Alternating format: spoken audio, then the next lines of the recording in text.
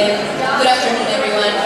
Welcome to the closing session of 3 days of interesting discussions on victim participation in transitional justice. My name is Beatriz Mejia. I am a researcher with Justice Visions, focusing on the case of Guatemala. And over the past few days, we have heard, we have learned, and we have discussed together with practitioners, activists, scholars, and victims about the complexities of victim participation in transitional justice. During the panels, the roundtables, we have explored the meanings of agency and resistance of victims who have to navigate a complex ecosystem of spaces, from grassroots collective organization to formal and informal institutions, challenging multiple challenges to get the recognition, to get dignity, to get justice, to make visible structural issues, systems of oppression that allow the Commission for Human Rights Violations, and also to transform the realities for present and future generations. So for the concluding remarks of the Justice Visions Conference, it is my pleasure to introduce a member of the International Advisory Board of the Justice Visions Project, Louis Bickford. Louis Bickford has worked on collective memory, accountability, narrative construction, and reparation for past episodes of violence, conflict, genocide, or crimes against humanity for over 25 years.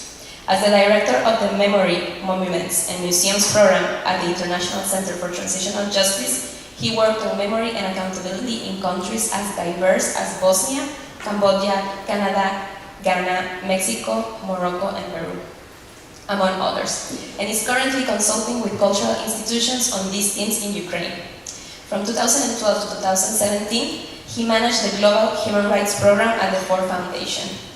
In 2017, he founded Memoriam, a social enterprise which helps organizations such as libraries and small museums to collect, analyze, and circulate community oral histories. And he's now embarking on a new initiative to make visible unsung heroes and sheroes worldwide, helping to scale and grow a West African organization, Invisible Giants, and transform it into a global powerhouse of discoverability on the internet.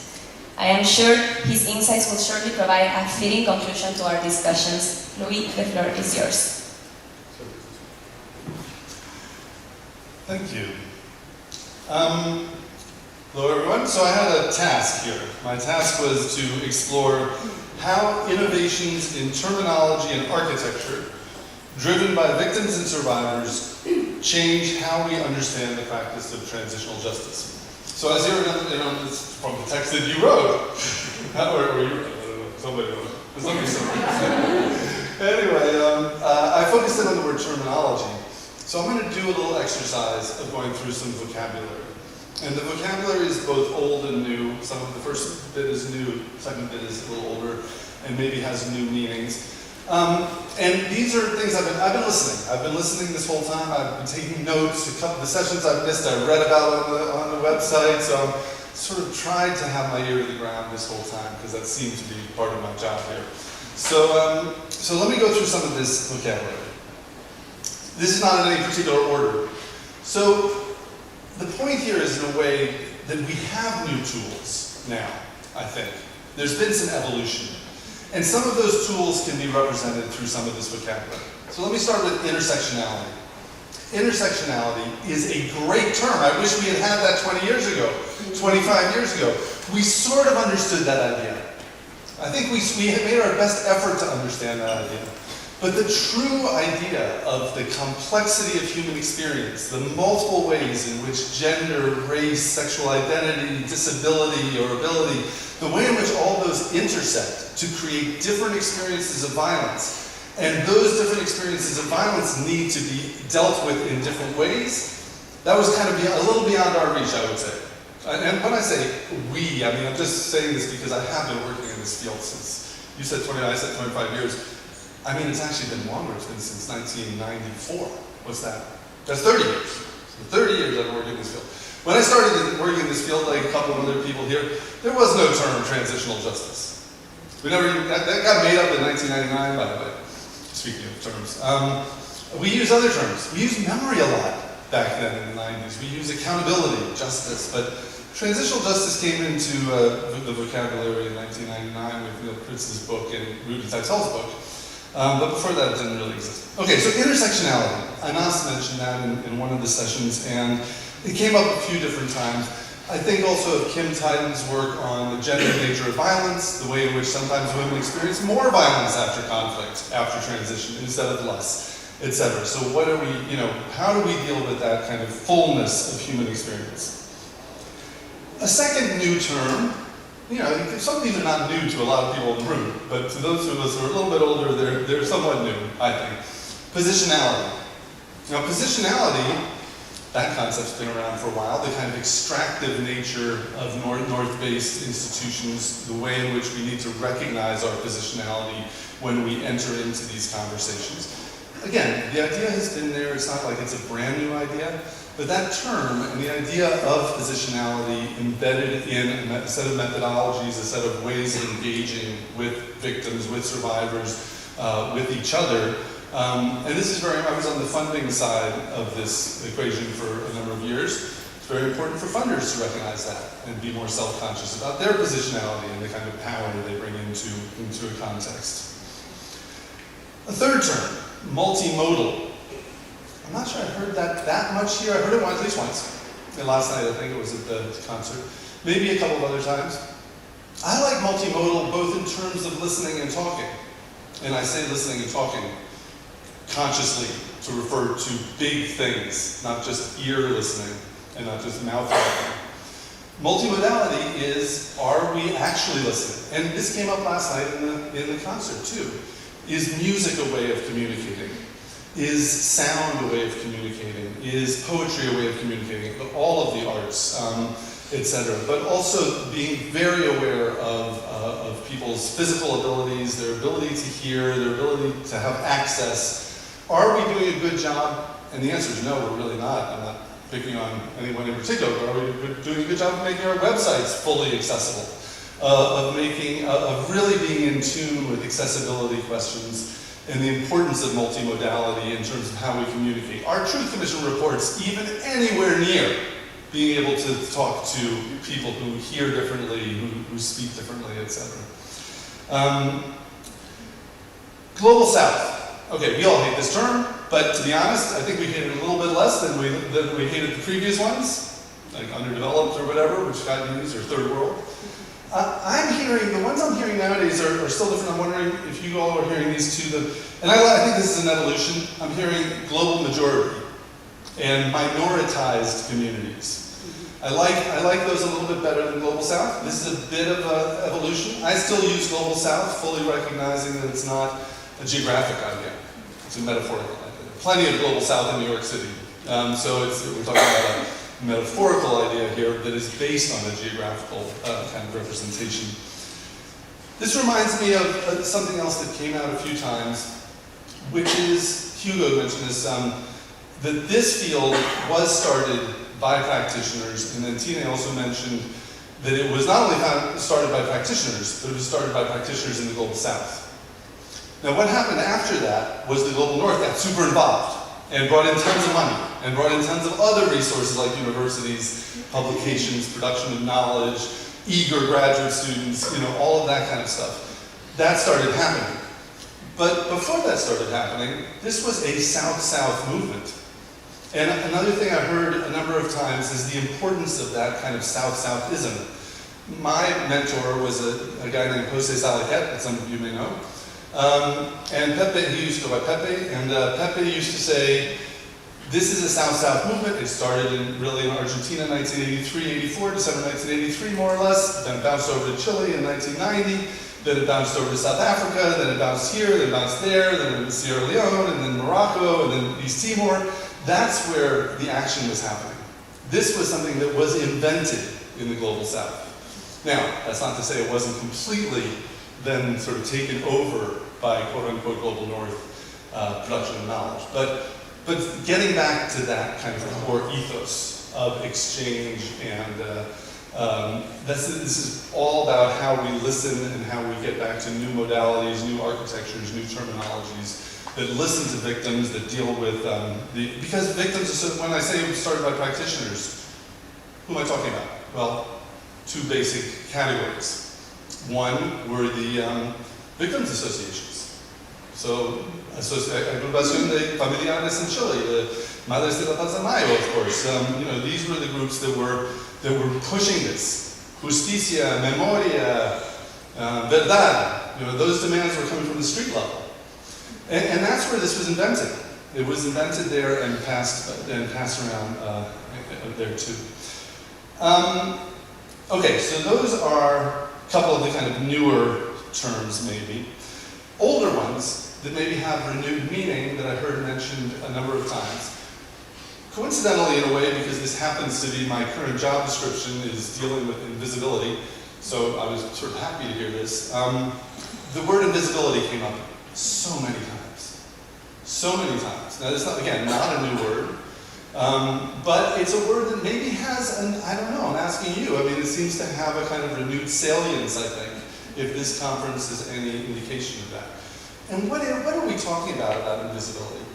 In a way, it refers back to the oldest concept in transitional justice, which is recognition, right? Recognition, the difference between acknowledgement and knowledge, that form of somehow formally recognizing the suffering of others, the pain of others, the experience of others, reincorporating those experiences into national narratives, into the polity, into sort of the full sense of citizenship, through recognition. And just the importance of recognition in every way. Somebody bumps into me in the subway in New York, spills my coffee, and doesn't say anything, I'm pissed off. But that same person says, oh, I'm so sorry, I didn't mean to bump into you and spill your coffee. Suddenly there's something different going on, right? That human need for basic recognition. That's a super trivial example, but just the idea that every single thing, in some ways, I think is one of the biggest motivators of this field. So that brings us back to invisibility and visibility. Erasure was another term that came up so many times. Another concept that came up a bunch that I'm really interested in is narrative construction, or narrative, it's just the term narrative. I had a realization a little while ago, which is that I've been working on narrative without calling it that. This is a kind of a new term.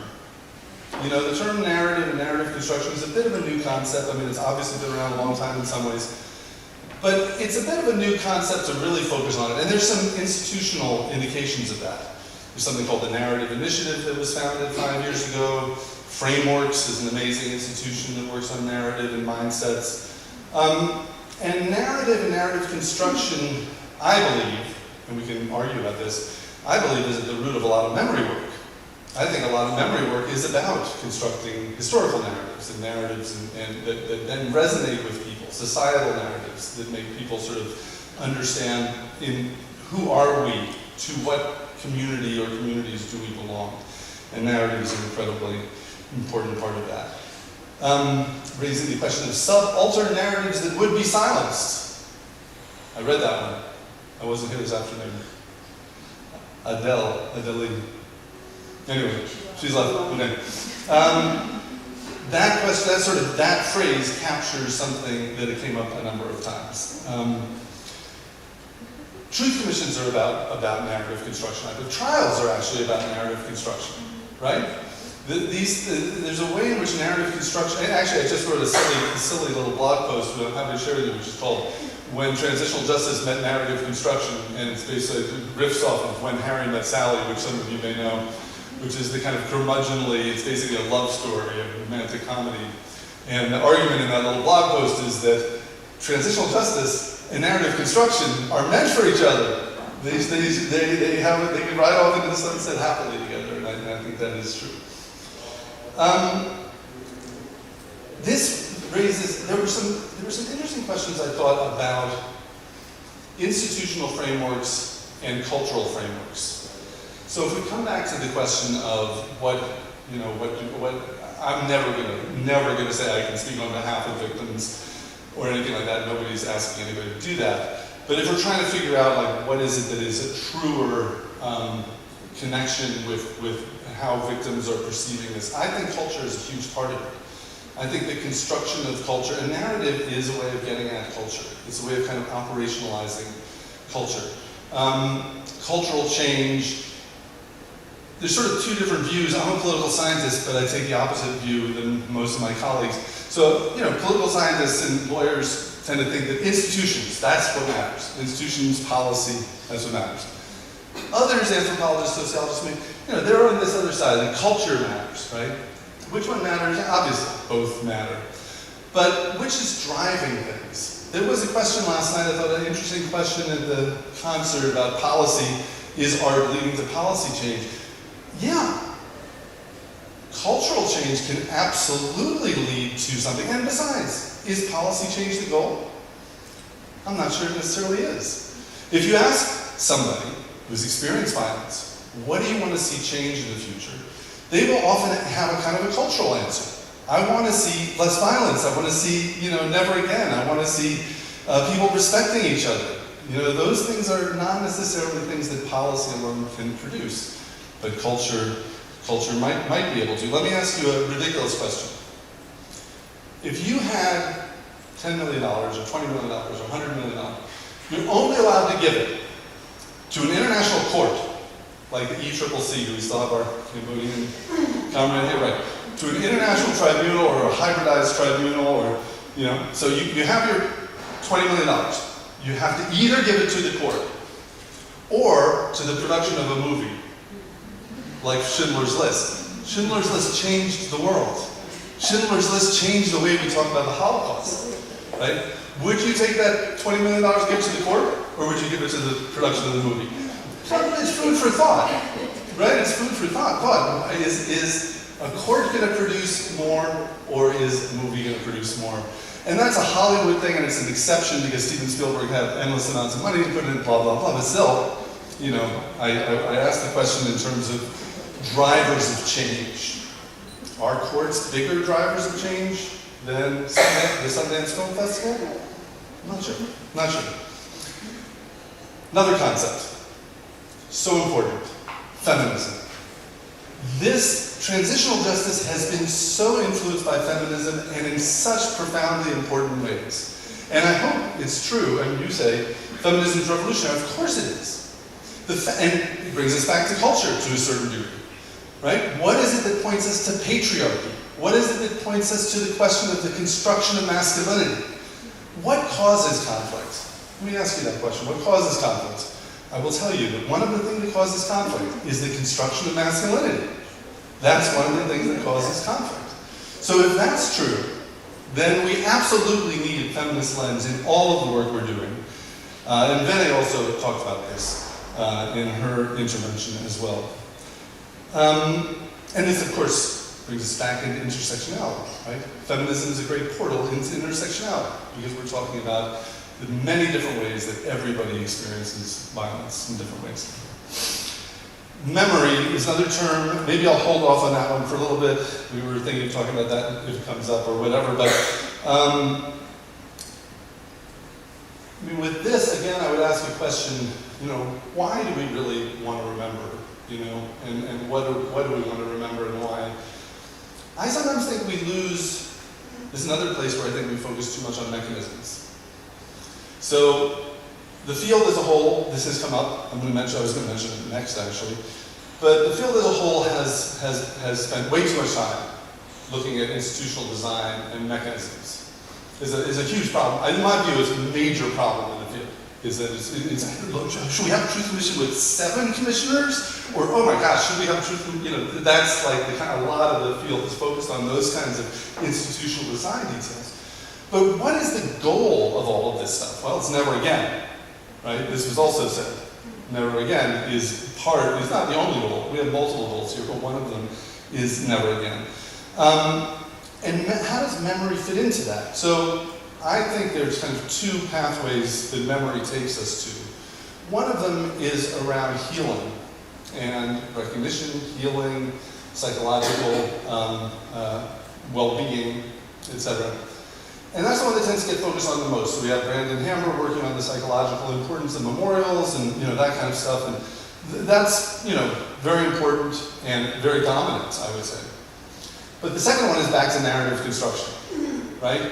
When you walk through the streets, unless they're visible to us, which sometimes they are, but if they're visible, memories, memory sites, memory constructs, museums, monuments, memorials, all of this is about narrative construction, about who are we? Who are we? To whom do we belong? And here I would also ask about what we focus on when we focus on memory.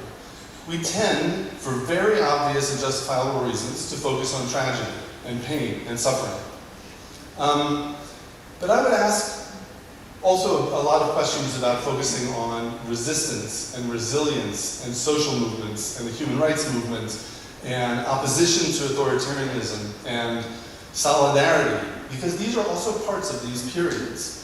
But as somebody said to me in Ukraine, they said, look, it's very hard, you're looking at a mass grave, it's very hard to look at all the flowers blossoming beside it.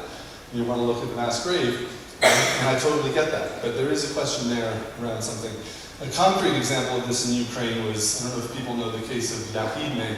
It was a war crime site where the Russians, about 6 or 7 days after the invasion, locked 360 people in a cellar for 30 days. War crime because a number of them died, and it was miserable, and there were old people and young people, and no sanitation, and very little food. I mean, it was an awful, awful experience. So I was there, and they want to turn it into a museum.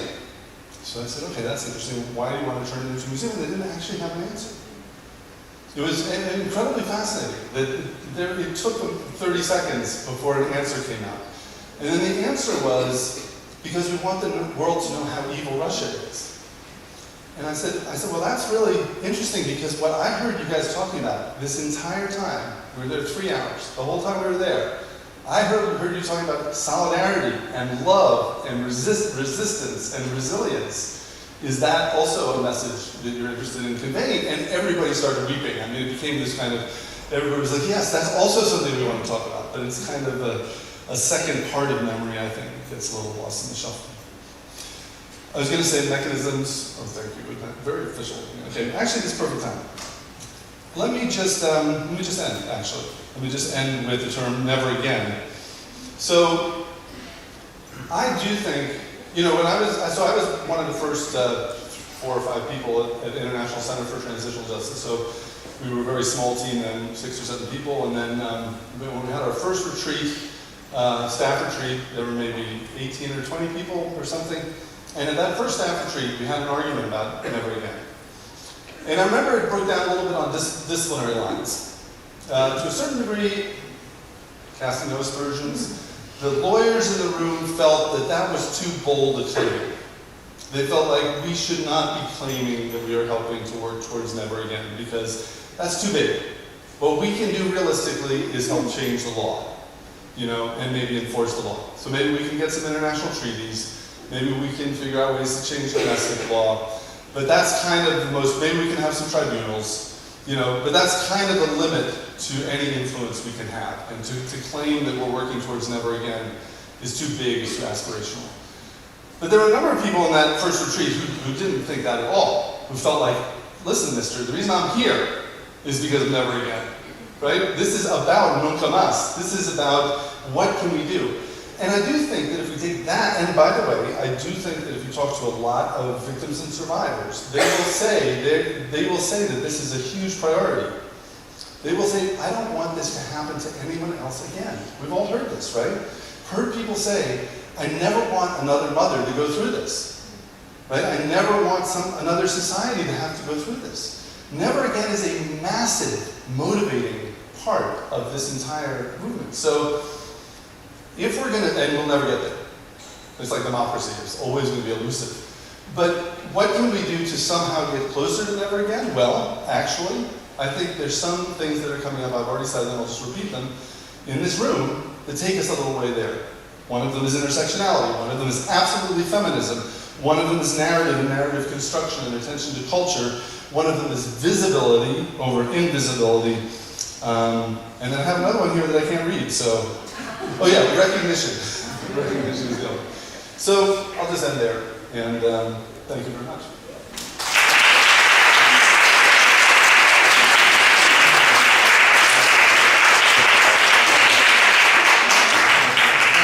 Thank you very much, Louis, for the insightful remarks, which I think beautifully captured the main new and old terms that we have discussed here over the past few days. So to start the discussion, I would like to ask you from your trajectory, now that you kind of wrapped up with memorialization, right? And given your trajectory and expertise in the domain of memorialization, And given that the standardization and the formalization, the institutionalization of memory as the latest pillar of the transitional justice toolkit, I would like to ask you, how do you think this internationalization or standardization reflects the demands on the ground, reflects the movement of victims, of civil society? How does it reflect the demands and the de facto mobilization that is already happening and that has been happening for decades? Poorly. I went to the consultative meeting with the special rapporteur when he was designing, Fabian Savioli, when he was designing that memorialization report. And between us, this is confidential. I felt that actually Farida Shahid's special rapporteur reports, I don't know if people have seen that, the one on cultural rights. And Farida is a Pakistani feminist who has a background in culture.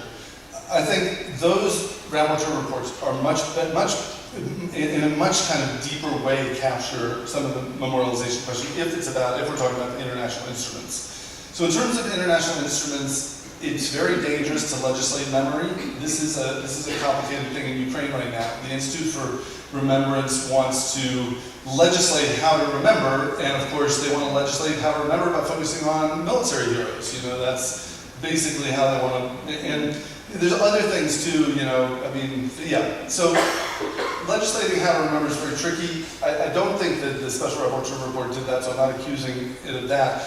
I just do think it didn't focus quite enough on the kind of cultural change that we seek through memorialization, whereas Farida Shahid's cultural rights rapporteurship did focus on that, and she talks a lot about memory memorialization, right to memory, right to preservation of culture, preservation of cultural artifacts like libraries and mosques and other things like that. And so anyway, I'm not sure if I answered the question exactly, but to the degree that it was about those international instruments. Yeah, it was more about the interaction between the international and the standards and what's going on the ground. Yeah. So just to add to that, I would say that the most interesting conversations about memory that I've seen are between victims associations in different contexts. So, for example, I had a really interesting meeting in Morocco at one point in which a number of people said, this is something you would make up in some narrative. They said, we don't really do that here in Morocco. So everybody in the room got kind of quiet and felt like, oh, we're treading on your toes, this was cultural, inappropriate. And then they said, but we really like that. We should do more of that. And so that sort of was part of a movement, I guess, among the Truth Commission, the NGO supporting the Truth Commission in Morocco. And they were getting that from Argentines and from Guatemalans, actually. Freddie Petrelli was at that meeting, actually. Sort of that kind of cross-cultural conversation, because those are happening every day. This is that, and we do a lot of cross-cultural conversations, and it's not always imperialistic vibe. Sometimes it's actually sort of a horizontal sharing. And I think memory is a really interesting place for that, because every culture has a different way of doing it, but at the same time, there's sort of places where you can find overlaps that are interesting. Thank you. And I think I'm going to follow up with that, with the cross-fertilization that happens with these dialogues between the international and the grassroots communities. And here, I think I will go back to one of the main topics as well that we have discussed, and also the Justice Vision's colleagues as well have referred to, erasure and invisibilization, right?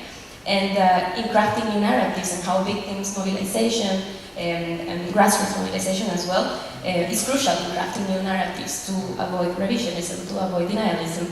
So I would like to ask you, how do we pay more attention to these views? How do we pay more attention to these challenging, as you say, views, especially with regards to memory, when you're not only commemorating victims of a certain episode of violence, but as we can see at the grassroots level, you want to challenge systems of oppression, historical dispossession, racism, sexism as well. How do we pay more attention to these narratives, to this creation of new narratives in our work, in teaching? How do we think or rethink the field?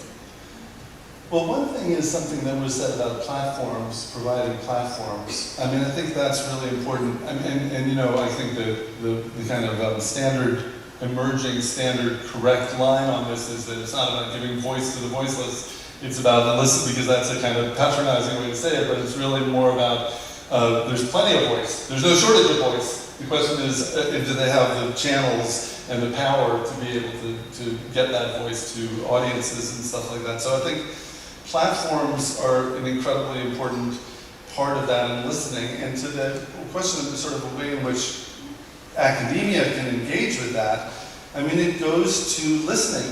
Listening is also an undervalued idea. You know, I mean, I know that good graduate students and researchers are listening, but I don't know, it always annoys me that we have a term, that my spell check, if I put down the term storytelling, it doesn't have the red line, and if I put down the story listening, there's a big red line. I mean, it just, we don't have the term story listening, it doesn't exist. And, you know, the spell check knows that. So, I mean, and story listening is such an important part of the storytelling kind of dynamic. So I think paying more attention to the listening side, more attention to, I mean, that's what we mean when we talk about visibilization and invisibility. We talk about occupying spaces in ways where people can have, you know, influence in interesting ways. Like this project I'm working on right now, Invisible Giants, is about the fact, there's some instrumental and less instrumental pieces to it. One of the instrumental pieces, if we're looking for solutions to climate change and you know, major global problems, one place we should be looking is, you know, women in Bangladesh that are doing amazing things around climate change, you know. There are answers there. There are answers to our biggest problems that we need to be listening to. And so, and it's the same with this kind of transitional justice field. Perfect. And you also pointed out to my next question, which is we're wrapping up three-day discussion of in an academic setting, right? And you're talking about listening, no? And how to listen to the innovations that are happening below, that are happening in these spaces as well, but also in grassroots spaces. And in line with positionality, which is one of the terms that you also mentioned in your closing remarks, what should be the role of academia? From your experience, could you provide us with examples of how to engage with social movements, with communities in an ethical way, in a way that we are not giving voice, we are providing space, as Laura Fletcher said this morning, or opening space. But at the same time, as well as how Rosalina said in the first day, how do we build, or how do we craft an academia with a human face, una academia con rostro humano? So if you can talk a little bit from your experience about how do we do this bridge, how do we bridge?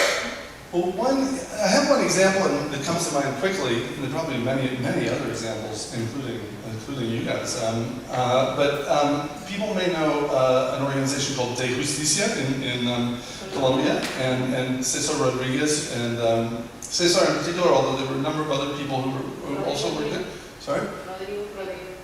I know, but Rodrigo tended to focus more on this kind of national kind of questions, and Cesar was kind of looking, but anyway, the two of them together, absolutely. I'm sorry? Oh, it's not? Oh.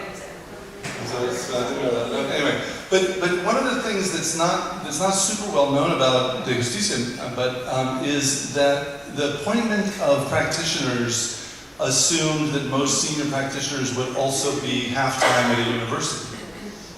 So they really went for this informed, you know, scholarly practitioner or practitioner-informed scholar kind of approach. Now I recognize that's talking about a total revolutionary shift. But in terms of with the human face, I mean, I think again there are examples of ways to engage that are really about a deep connection to the problems and the people experiencing the problems and the people experiencing the problems who want solutions and kind of invite academics to, and that's just not the model in most of the world. The model is not, you know, trying to be invited in to help solve a set of problems as framed by people experiencing the problems. It's obviously, the tradition is so much more extractive and so much more north-based and so much more, or north-based, I mean, again, you know, Santiago versus, you know, Valparaiso or whatever. So, I mean, center-periphery may be a better way to say it than north-based. But anyway, that kind of extractive kind of approach is the norm. So, but I do think there are examples, really interesting examples out there of kind of ways to mix those two things.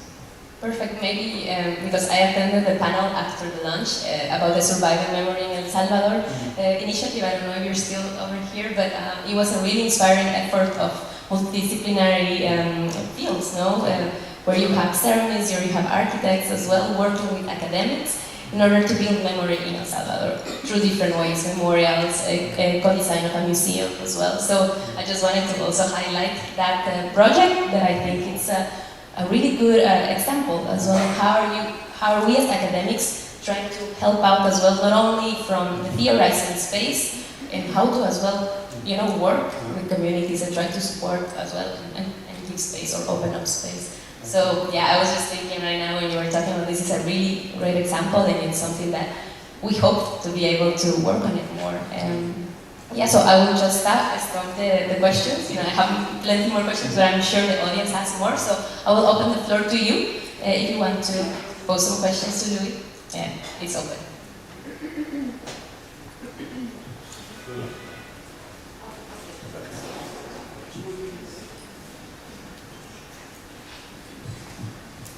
Thank you so much.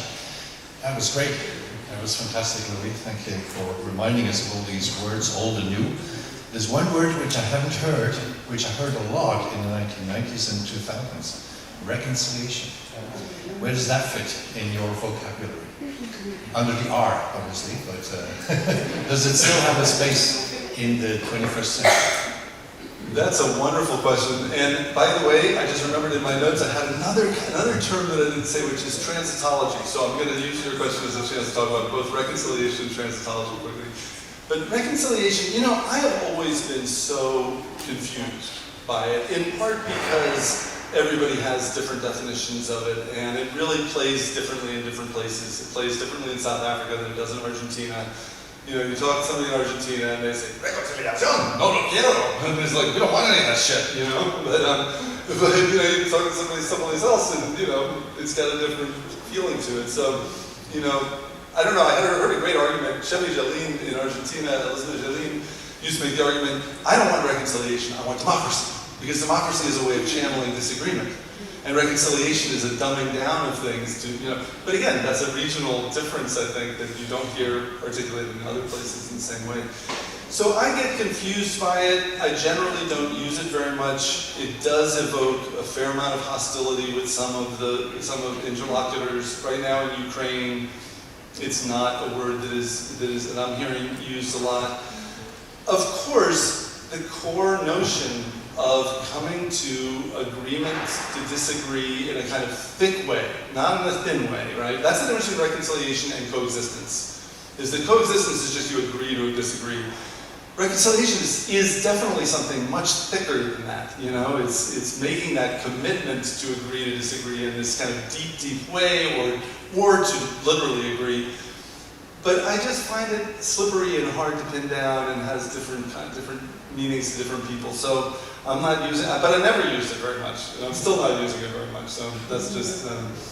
But the other thing I wanted to mention is a historical word, and actually I want to see a show of hands on this. How many people remember the transitologists? Not a single person. So Guillermo O'Donnell, Philippe Schmitter. So yes. So this was a flash in the pan, apparently. But it was a major part of my PhD, was studying the transitologists. Guillermo O'Donnell, Philippe Schmitter, 2 or 3 others. And what they were looking at, and this is where the term transitional and transitional justice comes from. We should all go back and reread this stuff. They were making the argument, it was a teleological argument, it was a little bit associated with the end of history kind of thinking, that Francis Fukuyama's book and stuff, not directly, but they were making the argument that transitions to democracy had a different dynamic than other things, and that was worth studying. We called them the transitologists. In transition, even in transitional justice, Neil Kritz, Rudy Teitel, they had studied those guys. So we get this term from the transitologists. So anyway, it's an old term now, and we don't use it anymore, and it's flawed. But I just wanted to call it up for attention in the list of old terms. So sorry. Another question from the audience?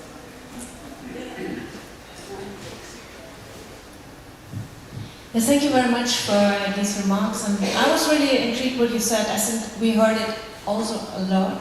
It's about the never again as actually, a key motivation of activists. And I think what you said, never again is also a cultural practice, or a cultural question. What do you mean by this? Well, I guess, and this may be a place where people just have I don't know, maybe people just can agree to disagree on this, but I think of a true never again as being a cultural never again. I mean, in other words, so let's say there are certain things that are beyond the range of what is culturally acceptable.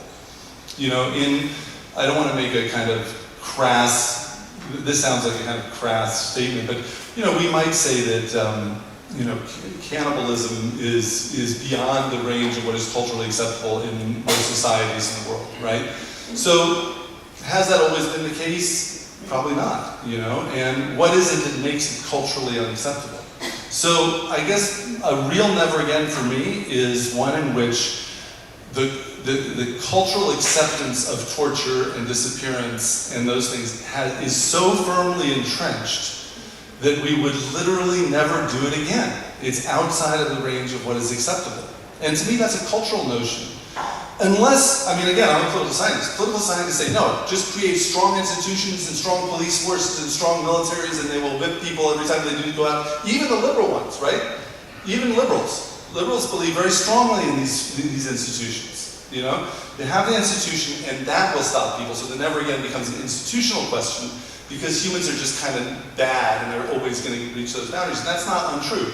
But there is a part of that that's a cultural acceptance of violence. And that brings us back to feminism, I think, and patriarchy. And patriarchy. When people talk about tradition, saying we should follow tradition, I say, why should we follow tradition? Most of the time, tradition is patriarchy and not great stuff. Those are things that need to get pushed back on. And this idea of the construction of masculinity, I think, that's a cultural phenomenon, right? That's something we're talking about in the cultural realm. How do we redefine what it means to be a tough man in a situation? That's a cultural task. So that's, I guess, what I mean. Is that, yeah.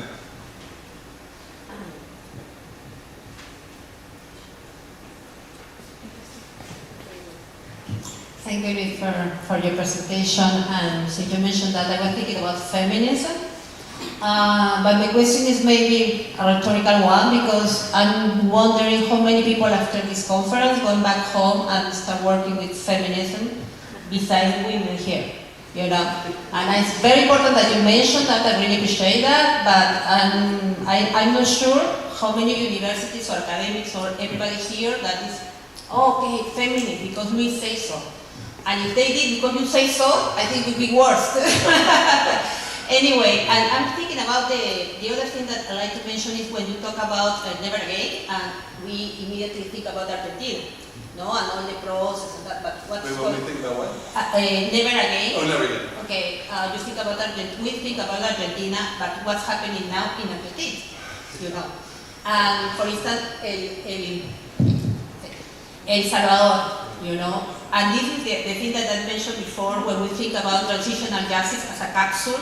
We're working with the two commissions, we work with El Salvador and Bukele, Peru and the indulto Fujimori and everything, So I don't want to be pessimistic because we have to keep working on that, but we have to be very realistic that it's not only the victims of one process, but the whole situation in a country. Yeah, and I would say that when I used to talk about this 10 years ago, I felt sort of optimistic. And now I feel there's so much backsliding that it's hard to be optimistic. But I also do like the thought exercise, which is 100% counterfactual and 100% impossible to answer, which is, what if this movement hadn't existed? And what would have happened in terms of impunity and genocide and other things? We just never will know the answer. So I like to take some refuge in thinking maybe it's been some contribution.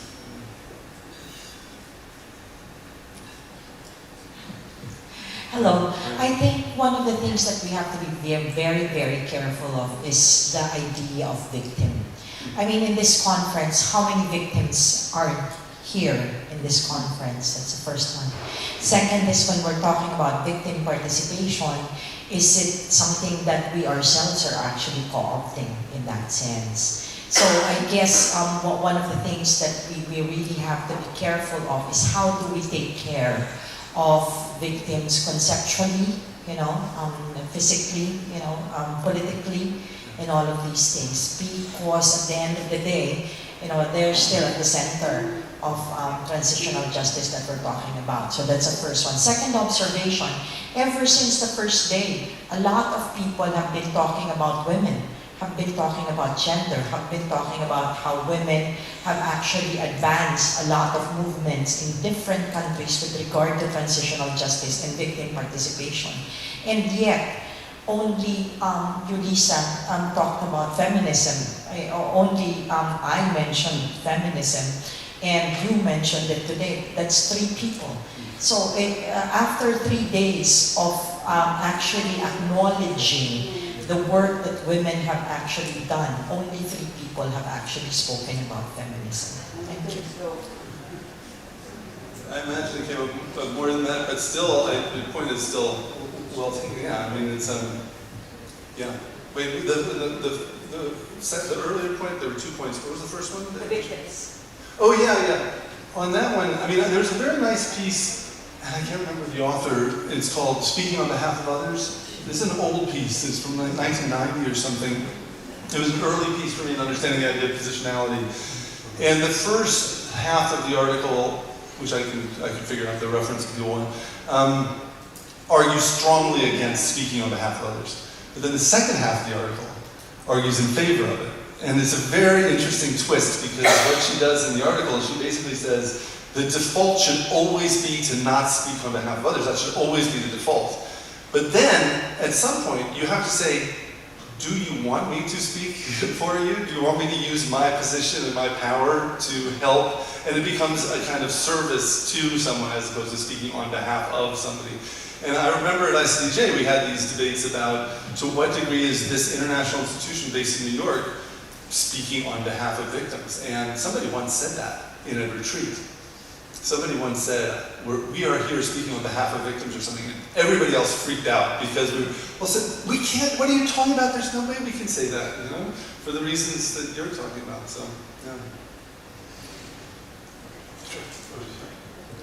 Okay, so if there are any more questions, maybe we can continue the discussion side, but first I would like to thank you all for joining this last session and discussing all the subjects.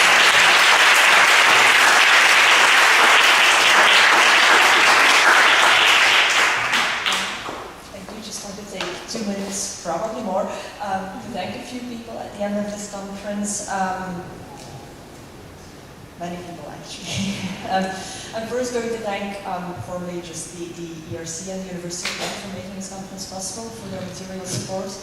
I also want to thank, we did that at the start, but our faculty, the Faculty of Law and Criminology, which I think is such an open-minded faculty of accommodating me as a political scientist, as a professor, but also in my entire team. I think Gretel and Sarah also are probably the only people with a law degree, but they're all pursuing PhDs at a law faculty, so it's a very interdisciplinary hub, and I think that's really fantastic. I also want to thank the interpreters and the AV people for making a more inclusive conversation possible so that we could speak in different languages, also live stream to places to people that could not make it here for visa or other reasons, so that they could also in some way be part of the conversation. The practitioners who were here yesterday, thank you all so much. Vene, Petra, going in order that you were sitting, Dominique, Anna, Janet, and Monica, but also of course Hamza and Hussein.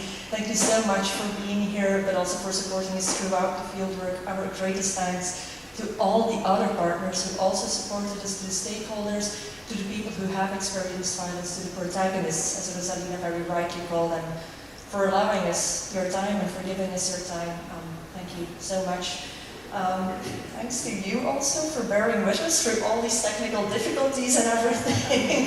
But more than that, thank you so much for just the conversation that we have had, the conversations that we only just started, and that I really hope that we're going to be able to continue. I have a couple of special thanks, and I promise I'm not going to ask everyone on the stage, but I will ask 2 people on the stage. Because of the topic of invisibility that we have been addressing, something magical is going to happen now. From behind that white wall, someone is going to appear. Peter.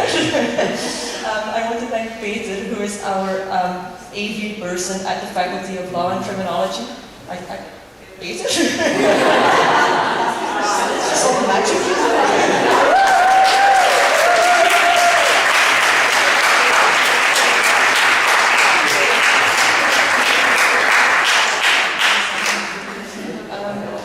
I should be thanking Peter for his AV support, but more than that, I'm going to thank Peter for his patience with us. Oh my God! We have been horrible in the last couple of weeks, and thank you for making this possible. You will also notice that there is one session where everything went wrong. Yesterday at 3 p.m., all the sessions went wrong. That was the 2 hours that Peter was not with us.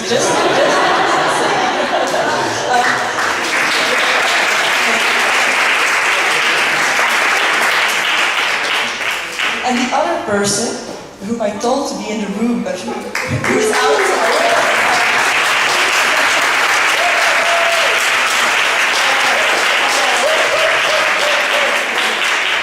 So much. Anna is part of a team of 2 other administrators, Martina and Tini, who have already left. I think all of you will have gotten one, at least, and probably many emails from Anna. She's been so on top of things, taking care of all your dietary requirements, transportation needs, whatever, and much more. She is fantastic. Really, this morning you said you're losing faith in the next generation, and then we're not activists anymore. But on top of being just a fantastic assistant manager, this is also such an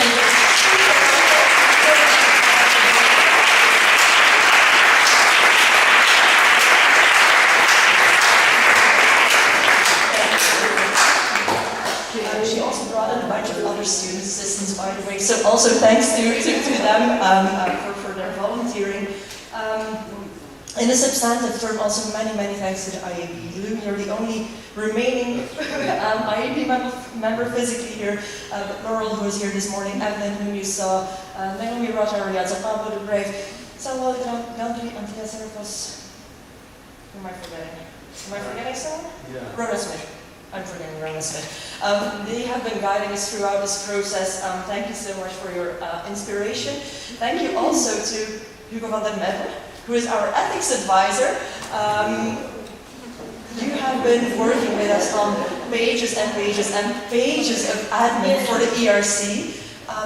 But there is one thing that you said at some point, which is to me much more important than all of those pages of ethics reports, which is, I don't care about your intentions, I care about what you do.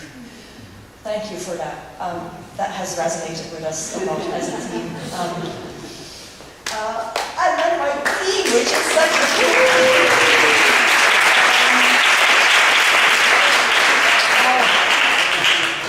when I heard Gerardo speak of these bubbles of oxygen this first day, my team is really that. It's such a place where you can breathe, it's a place where you feel supported, it's a fantastic team that I have.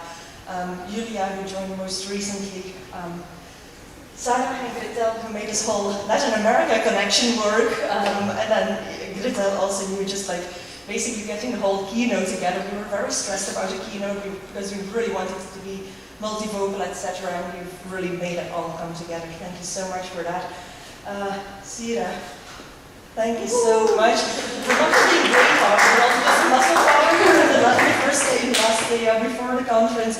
Sophie, who is not here because she's defending her PhD next week, and all the women that she worked with in Shatila. But then, Brigitte and Elke. Oh, thank you so much.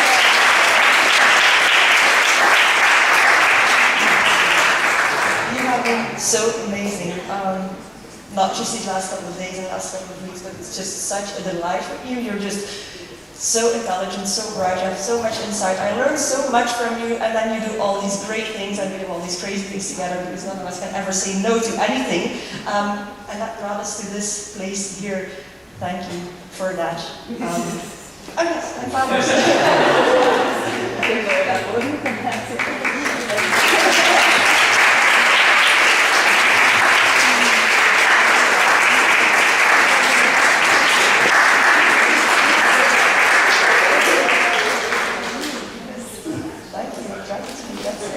but when I said you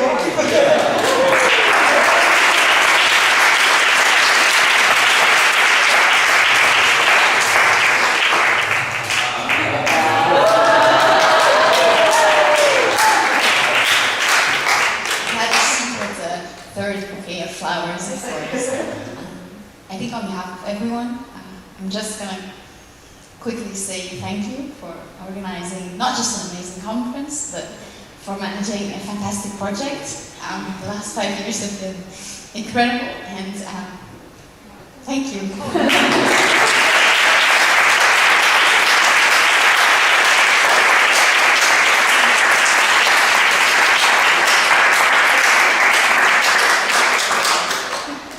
This is it. Thank you so much for joining us, and I wish you all very safe travels back to your homes.